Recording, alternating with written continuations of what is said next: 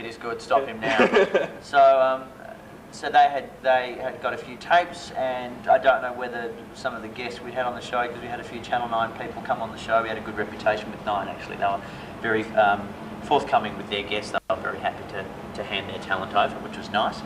So I think from that, they just became aware of what I was doing, and unbeknownst to me, a few tapes were being circulated, and then a call came through.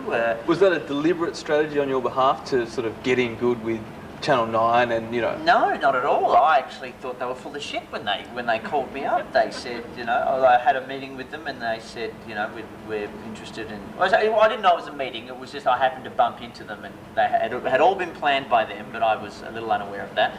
And there's all this talk of, oh, so, you know, what are you doing? And we've got a few slots open at 9. You'd be good for that, we think.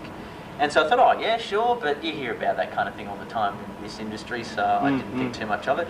Next day, my manager called me up and said, did you have a meeting with someone from Channel 9 last night? And I said, I think so. And he said, well, you should tell me when these things happen, because they've made a bid and they're willing to talk and all this kind of stuff. So they deliberately orchestrated it so your manager wasn't around? Yeah, I was out with another friend, a friend of a friend who knew Craig, who's now our executive producer. And he was at 9, and then yes, this guy said, I'm just going to have drinks with a friend of mine at 9. You know, why don't you just come along? And I thought, oh, I was going to go home, but he was giving me a lift, so I said, well, all right, I'll tag along.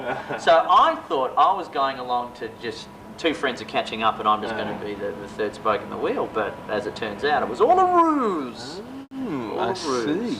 And what's been your most unsuccessful moment on television, would you say?